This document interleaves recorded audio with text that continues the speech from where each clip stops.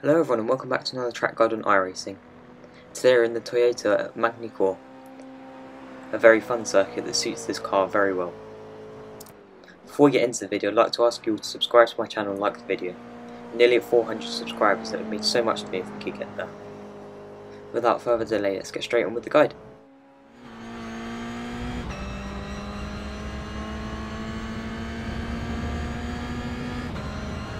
Turn 1 in this car's flat. Make sure you use the curb on entry to open up the corner, and making sure you take the shortest line possible to turn 2 and 3. For this double right hander, you want to be braking down to third gear at the start of the green triangle on the left hand side. Then trail braking all the way to the end of the pit exit line, before slowly coming back onto the throttle, making sure we don't understeer on the exit. As you can see, I'm quite hesitant to get back on throttle, as I'm making sure I don't invalidate my lap.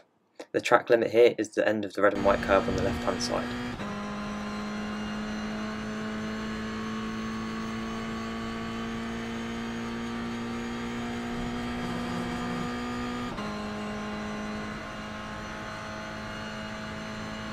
This right-handed hairpin, you want to be braking at the 100 board.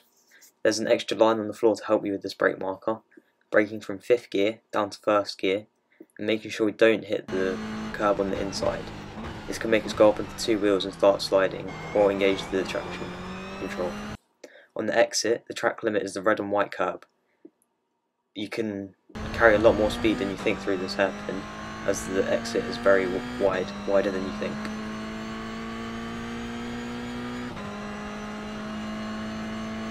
For the fast right-left chicane, you want to be lifting at the line on the floor or the 50 board in 4th gear, taking all of the curb on the inside on the right, and then getting straight back on throttle, cutting as much of the curb as possible on the left. You want to keep your right set of wheels just past the white line though, as if you go all the way onto the curb, it can give you a 2.5 second slowdown. This leads to a very tight left-hander. You want to be braking just before the end of the curb on the right-hand side, down to 2nd gear initially, and then to 1st, making sure that we don't make the car slide on the braking. Here I get on throttle slightly too early. You want to wait a little bit more than me to make sure you get a good exit onto this straight.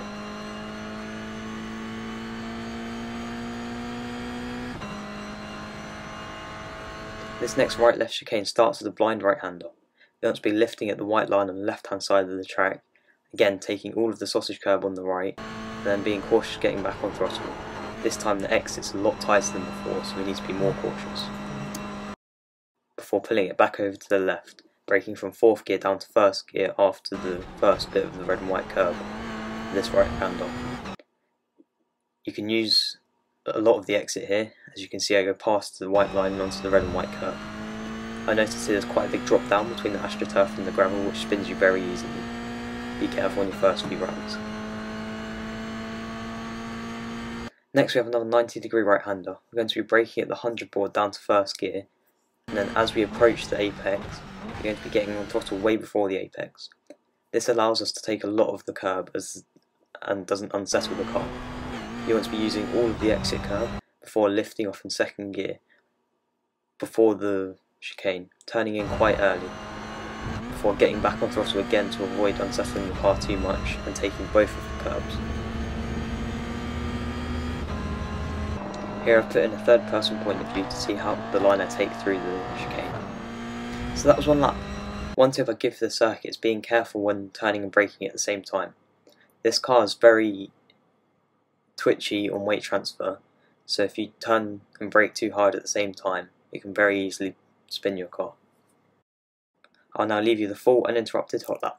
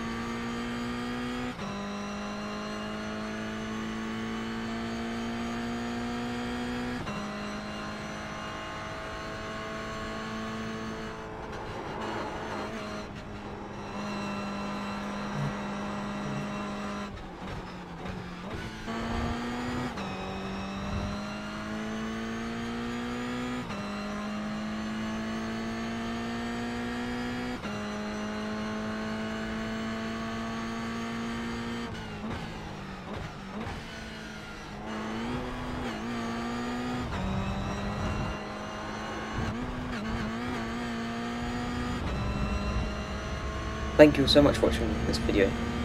Please do subscribe to my channel and like the video if you found it helpful, and I hope to see you all out on track this week.